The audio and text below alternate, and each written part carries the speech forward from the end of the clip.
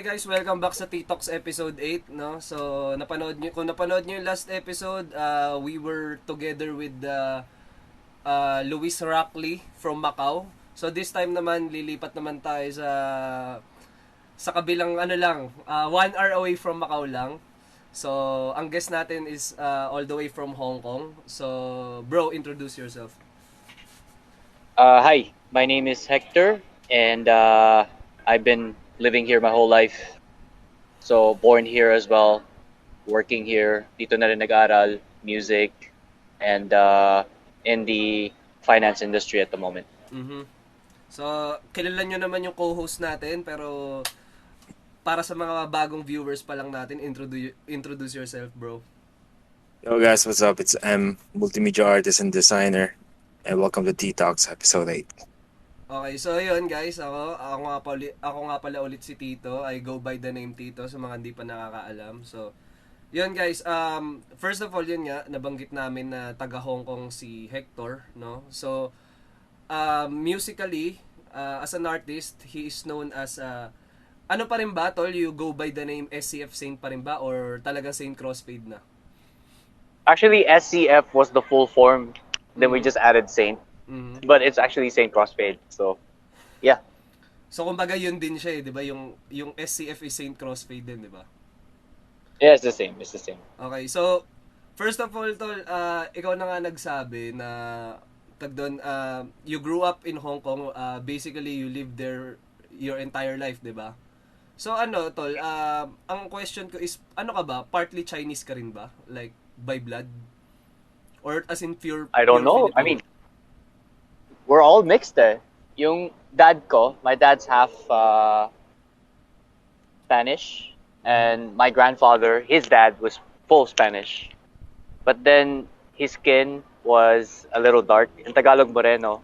Then my mom naman, super white, looks Chinese but she's not. Mm.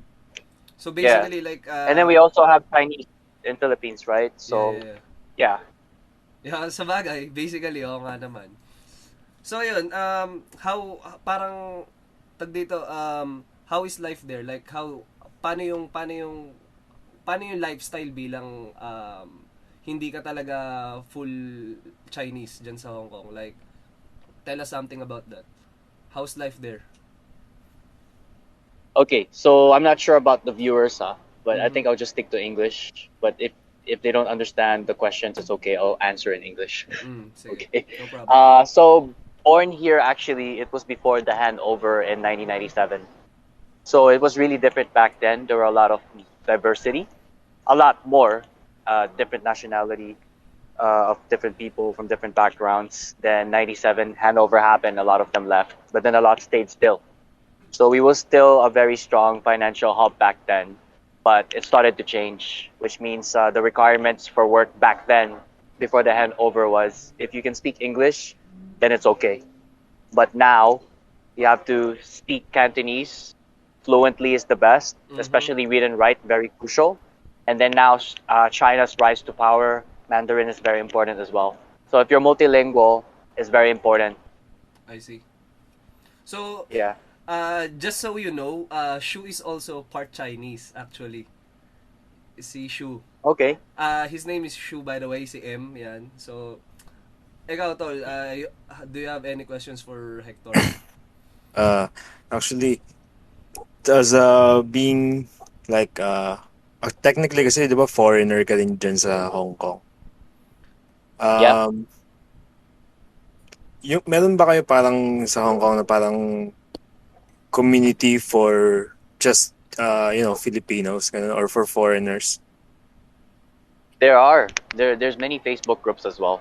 There's expat groups. There's for example, Hong Kong expats or expats in Hong Kong.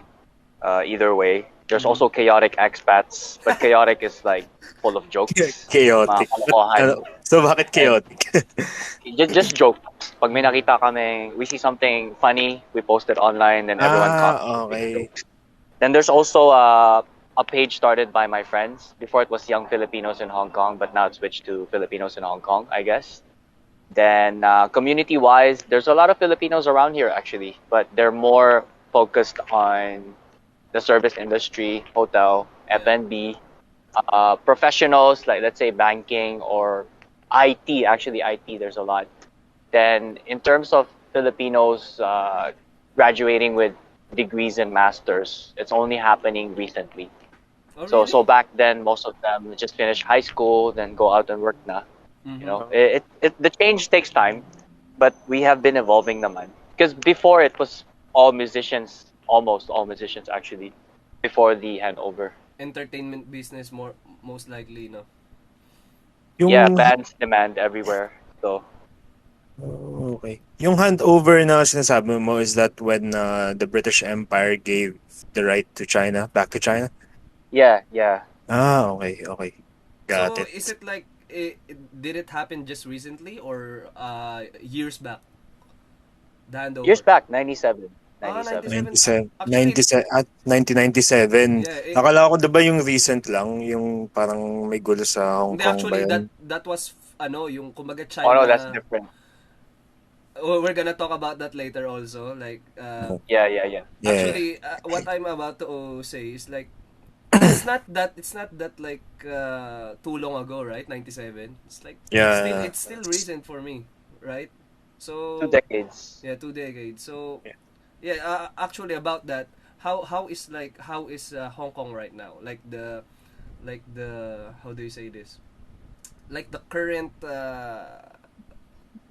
politics. Okay, I don't want to touch more on that side because I think it's a National sensitive topic. security law. Yeah, but tell us something about that. Like the state of pandemic in Hong Kong. Like what are the rules now? What changed from the last Yeah. time I heard? Tell us something about that, bro. Yeah. Okay, so after the handover, supposedly, Hong Kong should be given its own autonomy for the next 50 years, right? But then, I mean, I'm not really on any one side. It's more like I just observe what's going on. So, China has been already making changes bit by bit among these years, slowly and slowly. So that's why the protests happen, right? Mm-hmm. And honestly, for me, I would look all the way back, right? Yeah. This is not to offend anyone. Like I said, I'm very like neutral on the topic. But back then, it was war that got the British to, take care of Hong Kong in the first place, Yeah. diba? Yeah. Yeah. And then Basically. finally, it got handed back to China, and then China is a growing economy, Mm-hmm. and either way, they will still claim their rights, right? Mm-hmm. Yeah. But yes, it is very true that Hong Kong is still very different from a lot of the locations in the map of China, right? Mm-hmm. The the way it is, the vibe, how international it is, and I don't know what's the future going to be, but I don't think it's gonna go down because either way, in finance terms, a lot of banks, financial institutions are focusing on China when, let's say, COVID already eases down or it's fully gone. Like Mm-hmm. even a British bank like HSBC has invested a lot of money recently to focus on their wealth management sector towards China, given the fact that they're a British bank, which means the business is in China, Yeah. right? So Yeah. yeah, very complex topic, honestly. Yeah, yeah. So yeah, I just want to give a quick shout outs to the viewers. We currently have 8 viewers. So I would like to give a Shout quick out. shout outs to Regia Flor Pinca, who is watching since the beginning of the podcast. Shout outs to you. So yeah, just feel free to give us a comment or anything you'd like us to ask or anything you'd like to ask Hector here, who is from Hong Kong. Anything you want to ask us basically. So yeah, about that, moving on, like I've known you as an artist first and foremost. Like way back I think 2018, something like that, right? I think Mhm. 2018 or 2019. I've known you as an artist first. So how did it come up? Like how did music come up to you? Like how did the passion start with music? Uh, I grew up with musicians. So Ooh. Hong Kong Musicians Union. I watched them perform ballroom events. Um, before everything phased out. Before the handover actually. And then I used to watch my mom sing as a young kid growing up. My dad is a bassist, Mm-hmm. so Oh, that's what got so them to your Hong Kong in the family is first place. musicians also. Yeah. Oh, I see. So I was surrounded by musicians anyway, and everything I watched and listened to. Of course, I love Michael Jackson. Yeah, That was like top one. everyone does. And prior to that, they would play Bee Gees. There's so many bands. Like I forgot which band was this, but Lemon Tree. I hear that song a lot. Then Love Potion Number Nine. Yeah, Those yeah, yeah, super yeah. oldies. Like, they're all pretty much what I grew up with. And even I forgot the I really forgot the group names already. And then boy bands in the Yeah, 90s, right? yeah. So, yeah. So, were you like when you started music? Were you a rapper back then, or were you like a different kind of artist back then? In Tagalog it's called Sipra, right? You will play the cassette tapes. I was in the transition of that generation. So you will play two tapes and you will record with one tape. Yeah, yeah. That those times use the Mm-hmm. pencil to Yeah, push yeah. the To Yes. tape. But rewind it anyway, back. Yeah. Yeah. yeah, Yeah. Yeah. I would listen to a lot of songs. Then I forgot the title of this song. It was a rap song, but I would write the lyrics. You play, Oh you yeah, stop, you yeah. That rewind, you was play, you very stop. old school. Then yeah, and I would just rap to it. Then I was more into singing though, because that's what my parents were like, Mm-hmm. singing and band performances. So grew up with NSYNC, Backstreet Boys, Westlife, all these guys, like Yeah. those lover boy days, Yeah, yeah, yeah. Usher, for R&B, then Neo popped out, then gangster rap came in, then I got to discover Tupac. And Mm-hmm. then actually the very first song that I really liked was Lose Yourself by Eminem because that was marketed everywhere, right? So that Yeah. was the longest hip hop song I Wow. ever had to write, you know. I mean, your Yeah. your music background is very rich from Yeah. what you're saying. Very, very So, rich. I don't want to cut you. Just a brief moment. I just want to give a quick shout out to Michael Sarmiento de la Cruz. Shout outs to you, brother. Thank you for watching us, and Shout out. Shout out. just keep watching. So, let's go back.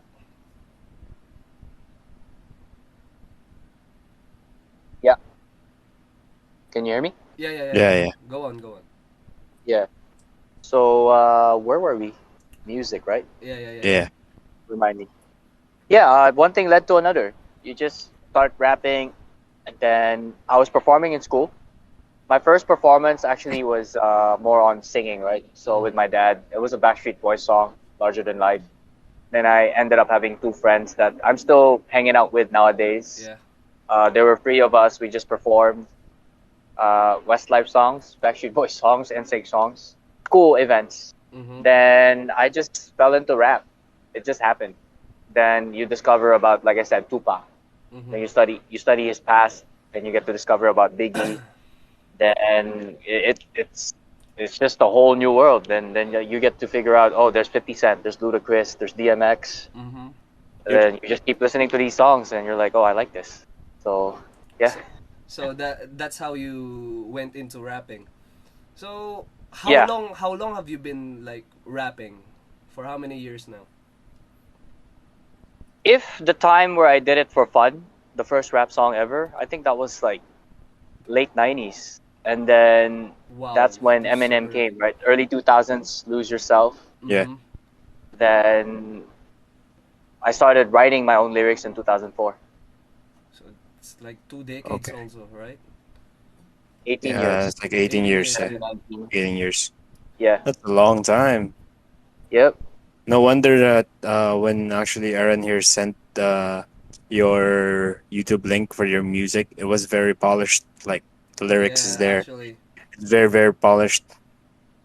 I Actually, used to suck back then. Like, I've been telling Shu like his flow is really sick. Like he's been practicing this for a long time now. So Yeah. that gives almost 2 decades of work in rapping. Yeah. That shows the polished rhymes, the polished flow. Yeah. So about what Shu said, let's jump right into it. Tell us something about Straight Outta Hong Kong. So for all the viewers, that is his original song. I think this was released last year, right? Yeah. 7 months ago. 7 months ago. So The tell us music something video. about. No, no, not last year. March. No, no, February 22, 2022. Everything too. Oh, okay. So. um, Straight out of Hong Kong actually was a movement in Hong Kong because when I started rap, it was empty here.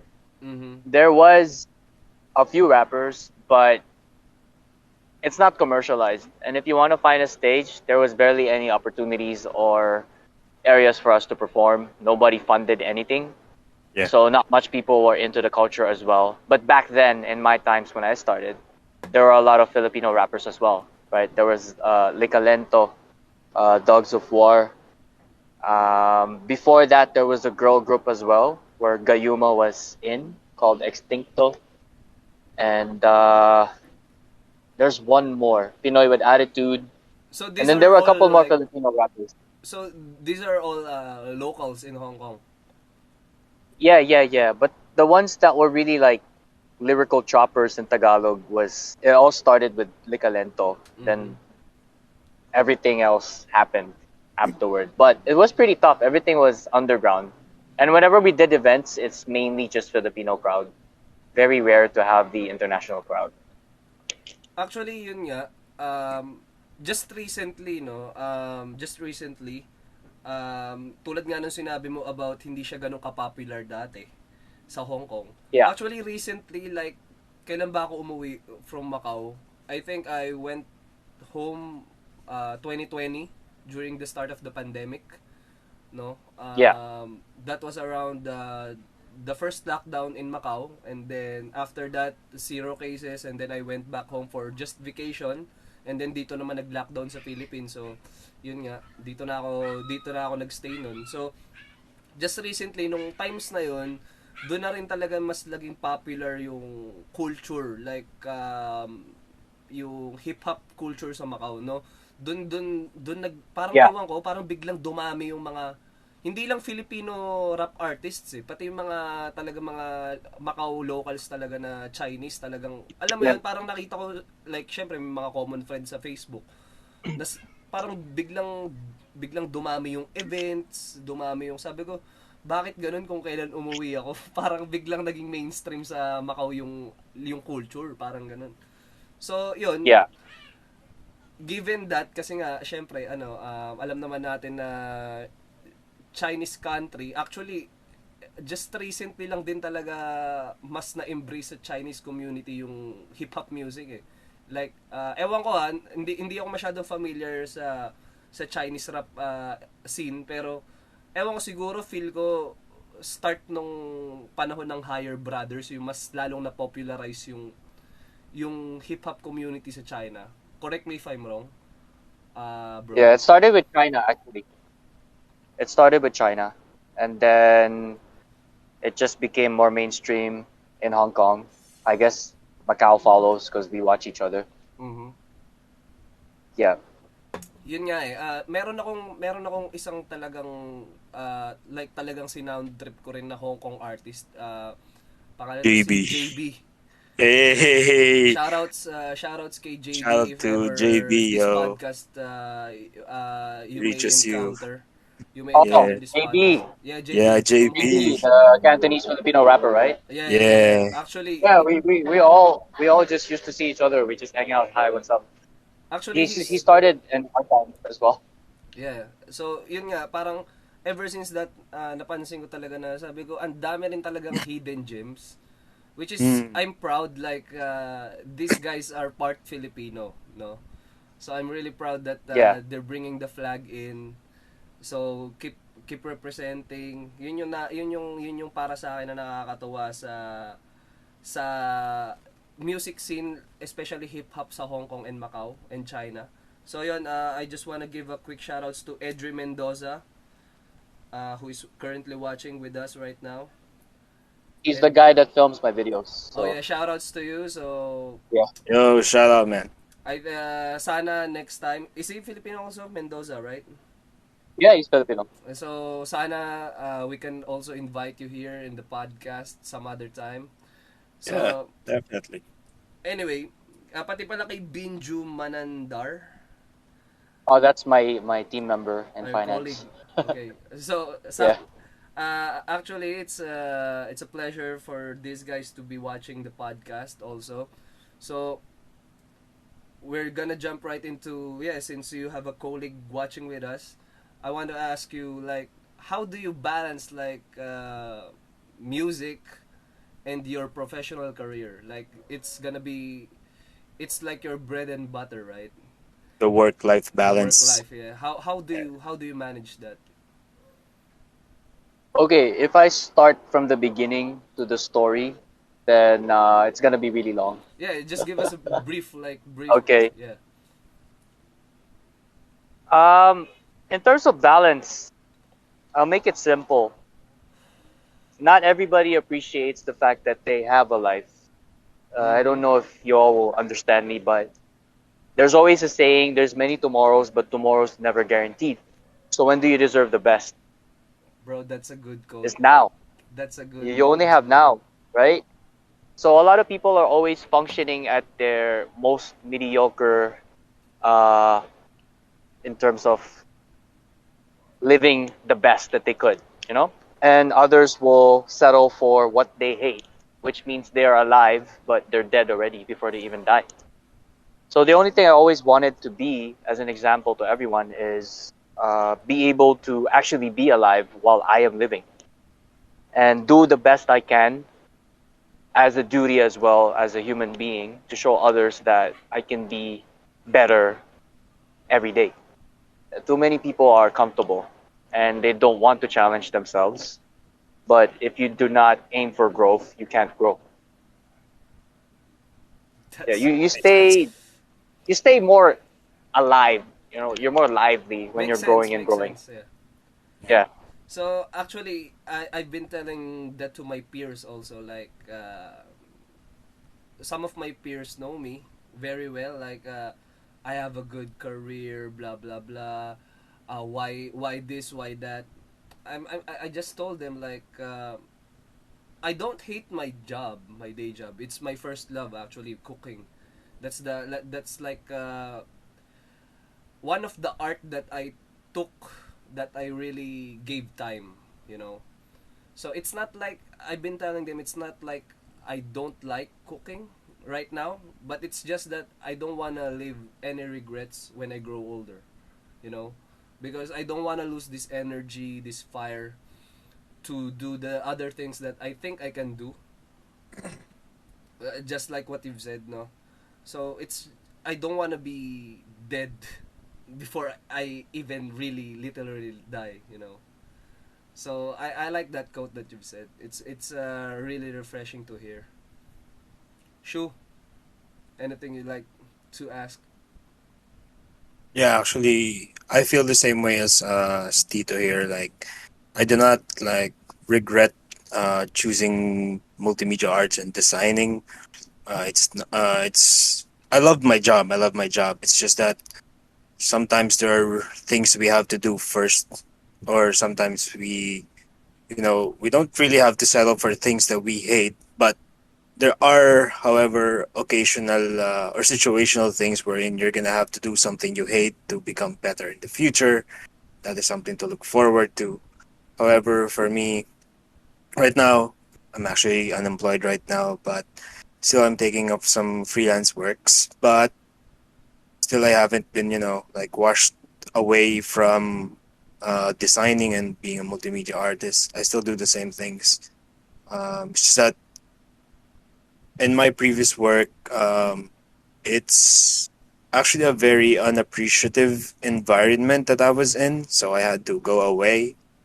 So it's like they do not appreciate my value to their company when it comes to that. So that's why I left. But moving forward, I'm actually just hoping that things will look better on the bright side. So Yeah, Yeah, actually, that's it for me. Hector, si Shu, nagdidirect din siya ng mga music video before even, like, like 2018, di ba, Shu? Mm. Yeah, so, 2017, 18, yeah. I'll just let Shu, show you his work later on. Pero yun nga, si Shu is, isa to sa mga friends ko na talagang, alam mo yun, pinupush namin yung isa't isa to, like, develop more.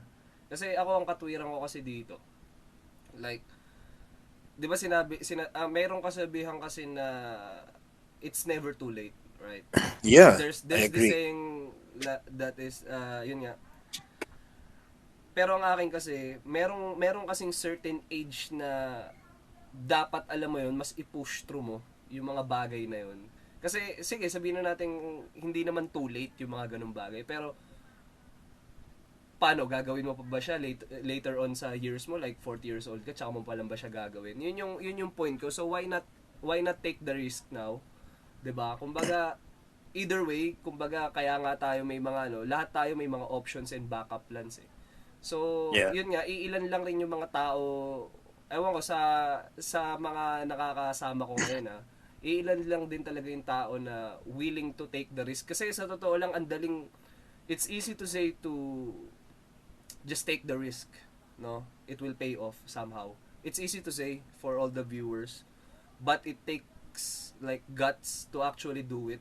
Like, tulad niyan, actually I have several options already. Like, ang akin kasi, sa totoo lang, hindi ko naman siya ginagawang fallback, pero which is in some other way, o sige, sabihin na nating fallback. Kumbaga, yun yung pinaka last resort na gagawin ko sa plano ko. Pero ang akin kasi, I would continue cooking professionally if, kumbaga, hindi nag-work tong ginagawa ko ngayon. Kumbaga, alam niyo yun. Pero it doesn't mean na with that in mind, hindi ko naman ginagawang excuse yun, or parang, kasi pagka iniisip mo na, ay hindi, meron naman akong options or may fallback naman ako. Ang mangyayari kasi sa nun, parang magiging inconsistent ka sa ginagawa mo ngayon, di ba? Kumbaga kasi, in the back of your mind, alam mong meron ka pa ring options eh. Kumbaga ako, tinitreat ko to ngayon, yung ginagawa ko ngayon is, pagka hindi nag-work to, I'm gone. Parang ganun. Kasi pag binigyan ko ng options yung sarili ko ngayon, hindi ko ibibigay yung effort na dapat kong ibigay dito sa ginagawa ko ngayon eh. Kumbaga, pag inisip ko siya na, Tama. 'di ba? Tama, tama. Pag nagkaroon tayo ng second thoughts kasi, yun tulad ng sinasabi ni Hector kanina na mahirap maging mediocre. Alam mo yun, binigyan Yeah. mo nga siya ng oras, 'di ba? Pero at a certain extent lang. So, mediocrity 'yun, 'di ba? Kumbaga, hindi mo rin ginawa siya wholeheartedly. So, for me, Yeah. etong kung ano man yung, hindi lang sa akin, sa mga viewers din, tsaka sa inyong dalawa, kumbaga, eto na yung time para, alam mo yun, mas ganahan, imbis na tamarin, parang ganun. So, yun. Um, yun, thank you kay Edri. Sabi niya, can't agree more daw. So, thank you for paying attention sa podcast, no? Thank you, Yeah. Edri Mendoza. Mm. So, yun. Ikaw, Hector, do you have anything to ask yun? I mean, more like continue the topic, actually. Sige, go. Yeah. Sorry. So, I mentioned earlier nga, tomorrow might be your last, you don't even know, but people take it for granted, right? Yeah. So, I don't understand why in the world will you do something you hate and keep working on it. At the same time, you're spending your time anyway, right? Yeah. So, just very simple. I don't know if you talk about these topics to people, but I tell this to everyone I talk to nowadays. Mm-hmm.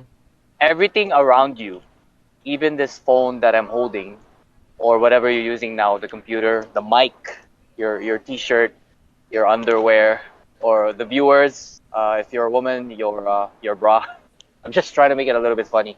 Mm-hmm. It's all manifested from thought, diba? It started from your mind. It came from the mind before it became matter. And while you're enjoying your life right now in your home, even that building was once someone's dream and idea. So if you're walking outside every day enjoying restaurants and seeing buildings and cars, any brand that you see, or shoes that you're a fan of, maybe Adidas, everything was by thought before it happened. Mm-hmm. So you're living in a dream full of dreams. What's your dream? Wow. Because everyone actually has that gift. You have a God power within you, which means what you think is actually what you get. So, yes, you're asking me earlier if I have questions. Do you have friends where no matter what, they're always super positive? And also friends that no matter what, they're always a pessimist? And now, if you've known the pessimist friend and the positive friend for the past 5 years, you look at their life now, how much has the positive friend progressed? And how much has the pessimist stayed the same Bro, or actually, worse? I like that question. So I'll go ahead first, Shu, and then after me, you. Okay. So yeah, just what if you ask? Actually, there are some like I won't drop names, but yeah, one guy is like coming up to me recently, like asking me a lot of questions, like ideas, because hindi naman sa pag-ano, pero sa group of friends, parang ako yung ano eh, yung I mean, ewan ko, siguro recently ko na lang din na-realize sa sarili ko na people come to me for ideas, like something positive, positive energy, something like that. So ang question mo is ano na yung kumbaga 5 years dun sa positive and then dun sa negative, right? So There are actually, two types of friends. yeah, the two types of Yeah. friends. So the one friend that I have, actually he started out how do you say, before kasi actually he was one of my close friends na talagang nung unang nag-start siya ng photography is talagang as in talagang literal na pakapalan na mukha na alam mo Ayan. yun, to hindi iba to, pero kumbaga to get their art out, alam mo yun.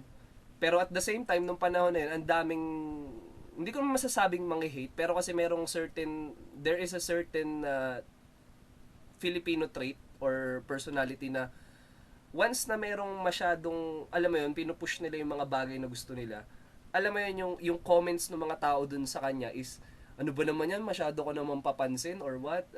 Do you like, Same here. oo, parang, do you crave for attention that much? Parang ganun. So siya, hindi, kasi ako, bilang ganun din, nilalagay ko yung sarili ko sa perspective niya. Like, he's just doing it to get his art out. Kumbaga, 'di ba? Kumbaga, alam mo 'yon, even way before pa mag-peak yung social media. Actually, etong story na sinasabi ko, way past pa ng 5 years. So talagang ang tagal niya nang ginagrind yung craft niya.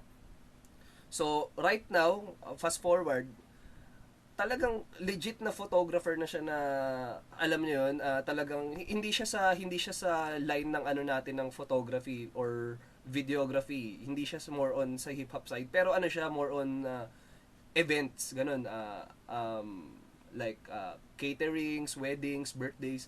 Talagang isa siya sa ano ngayon, like top dogs na pagka sinabi mo mga big time na mga events na mga weddings, siya talaga yung kinukuha.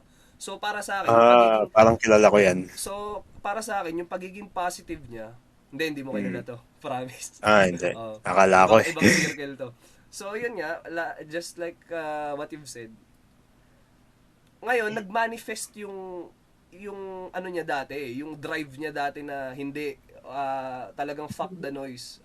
Meron at meron akong pararatingan na alam mo yun, hindi man ngayon but it takes time. Kasi yun nga eh, hindi mo alam kung kailan huhulog yung ano sa yung hindi mo alam kung kailan huhulog sa kamay mo yung paano ko ba explain. Pero for all the viewers, I think you get what I'm saying na alam mo yun, you'll never know Yung beat break mo, parang where ganun. the opportunity comes, alam mo yun.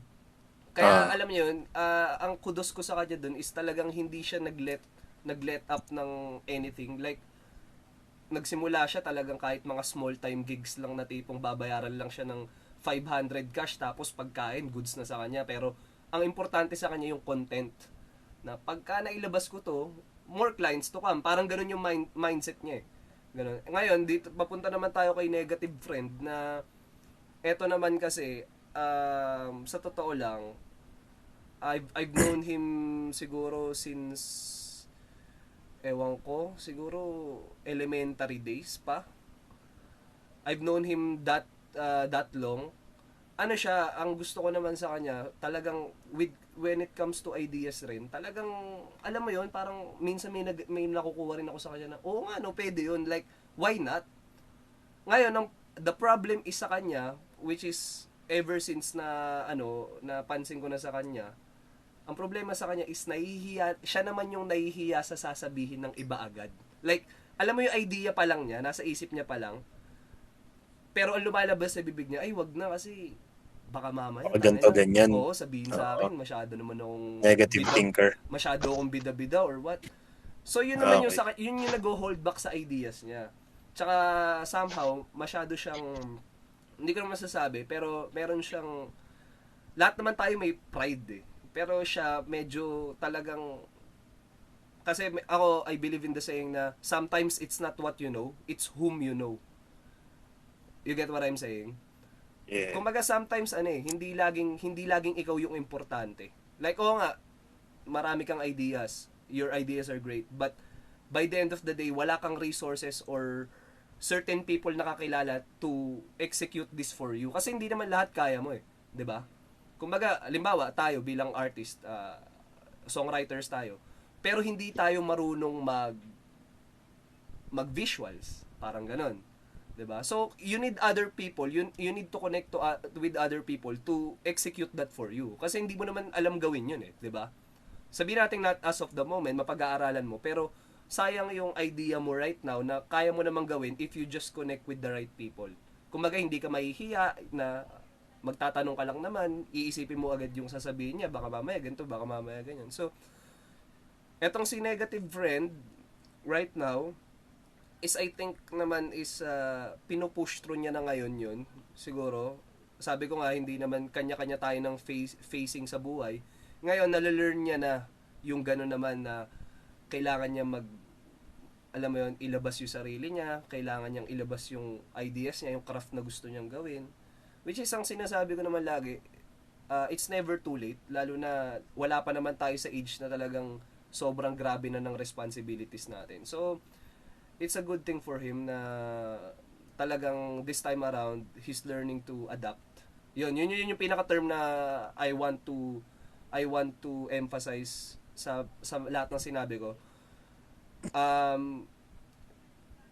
Sometimes we need to adapt for the worst or for the best. We need to adapt, I think, for me. Ikaw, Shu. So, yung dun sa manifesting, ano yun eh, may tawag dun eh, law of attraction. If, correct me if I'm wrong, pero law of attraction yun eh. Usually, tama yung sinabi ni Hector na whatever we have right now, galing talaga yun sa isip natin na nag-manifest into reality. So, yun yung law of attraction.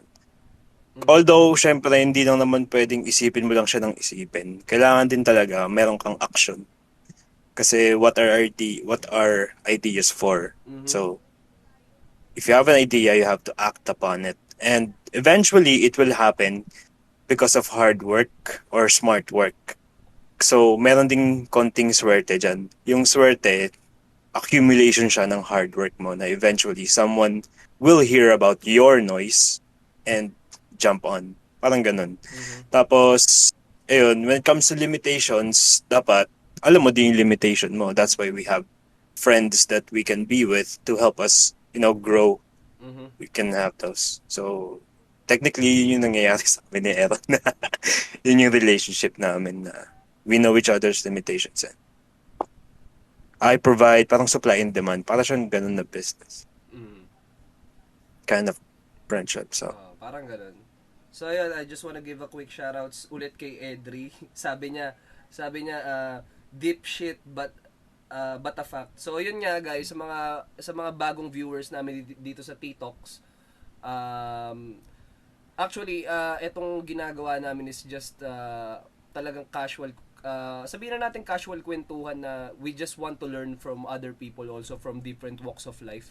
Definitely. Gusto naming alam mo yun, gusto naming makita yung perspective nila na tulad yan, kami rin we're learning from Hector na oo nga no. Yes. Parang alam mo yun, there's always something fresh. Kumbaga parang meron kaming bagong weapon na nakukuha na nilalagay namin sa arsenal namin, which is the same for Hector din. Kumbaga alam niyo yung give and take, meron kang ideas, meron akong ideas. Alam mo yun, ito yung kasi minsan etong mga bagay na to, 'di ba, usually nakikwento mo lang sa pinaka close friends mo 'di ba? So what we're doing here is we're breaking that barrier na eto nandito kayo nanonood, you're watching the podcast and then you're hearing stuff like kumbaga alam nyong naiisip nyo rin pero you just want to hear it from other people. So this is the tag dito, ito yung platform na yun, ito yung TikToks. So hindi siya yung TikToks, hindi siya yung casual na parang interviewer, hindi ganon. So this platform is for everyone, no. So hindi An open siya table. open table, that is what yun ang ibig sabihin ng white Meysa. It's a blank canvas. So yun guys. Basically yun lang. And one more question like I want to ask you Hector before kasi medyo patapos na rin tayo, no. Talk about your fitness life, yun. Kasi sa other people they're taking their health, kumbaga hindi nila masyado sineseryoso kasi may mga tao kasi na ang katwiran is mamamatay rin ako kung mamamatay ako. Alam niyo yun? May ganung tao na ganun yung mindset Pero ako, ang katwiran ko, mas mapapaaga yung pagkamatay mo kung hindi mo Alagaan sarili mo. yung sarili mo. Maliban na lang kung merong mga outside na scenarios, like halimbawa, maaksidente ka, wag naman sana. Yun, talagang mabilis buhay mo. Pero kumbaga, kung para sa sarili mo lang, ang sinasabi ko kasi, hindi ganun yun. Kailangan minsan, alam mo rin yung ginagawa mo sa katawan mo para, alam mo yun, mas kumbaga hindi lang naman siya sa physical health like sa mental health mo, spiritually. So yeah, talk about that, bro. Actually, everything correlates. So I can still connect the conversation earlier to this. Mm-hmm. So actually in life, there's three things that you have to look at: your health, or else you're fucked. Your wealth and relationships, right? So health starts with all, right? Then you can create more good relationships, and that creates more wealth. Mm-hmm. Right? Everything right now, for example, is based on attention online. The more attention you have, the more people you reach. The more people you reach, the more pockets you reach. If you have something of value, they're willing to pay. So, health, wealth, relationships. If you have two in the bag, you're okay. All three, then great. If you only have one, then like I said, you're fucked. Right?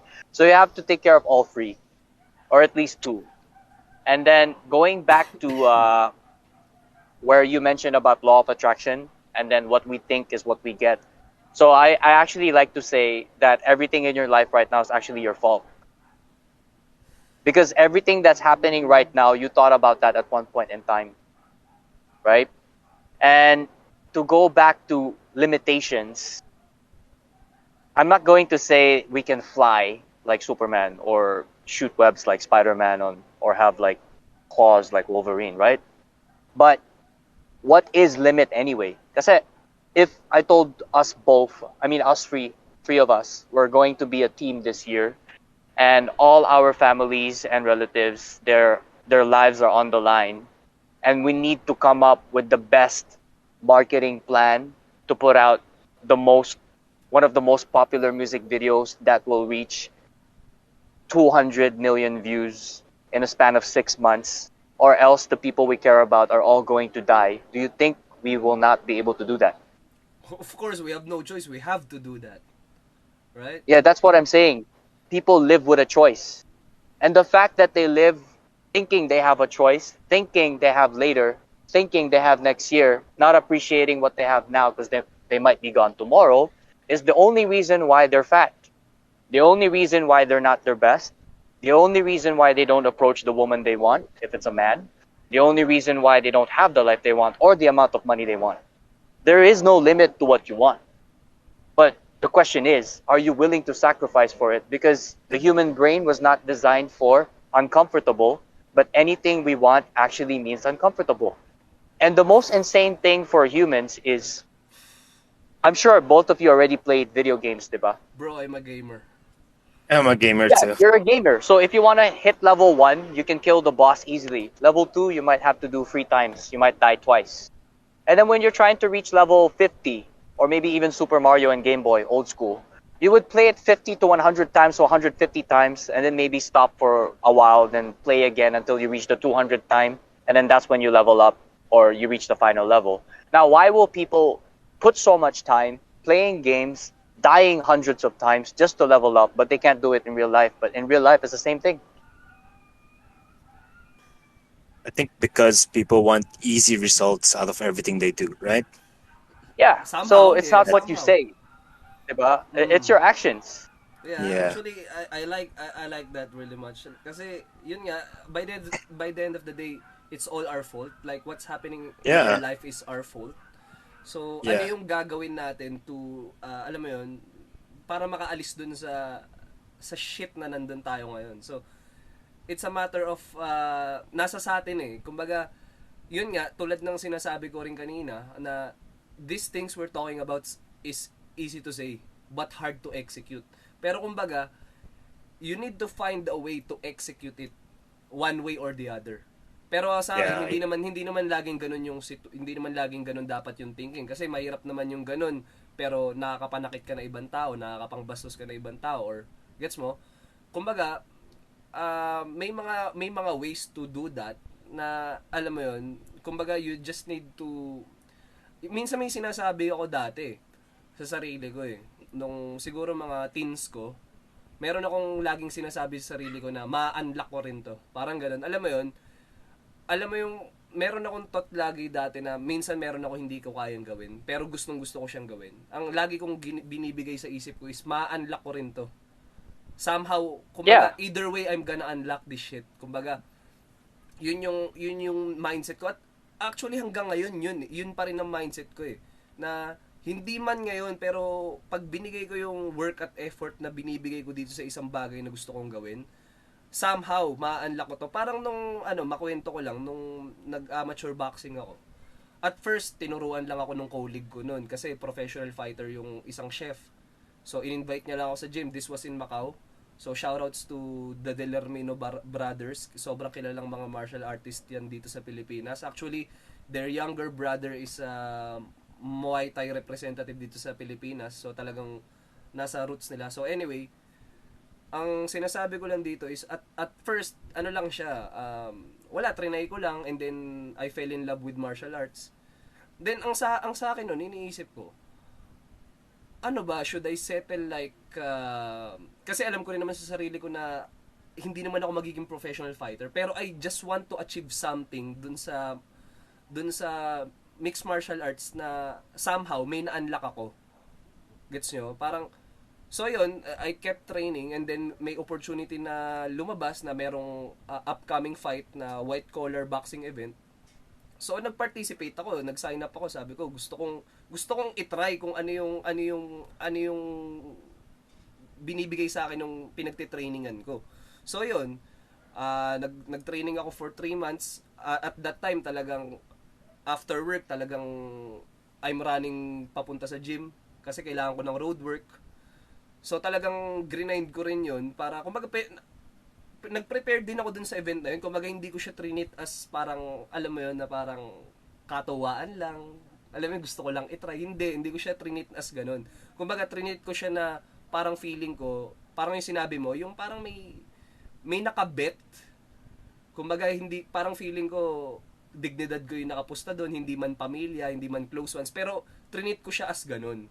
So yun, fast forward din, fight day, So, sa gym namin, may mga representatives ng fighter, hindi lang ako. So, meron kaming parang 12 fighters, different weight class. Kumbaga, iba't ibang klase ng divisions.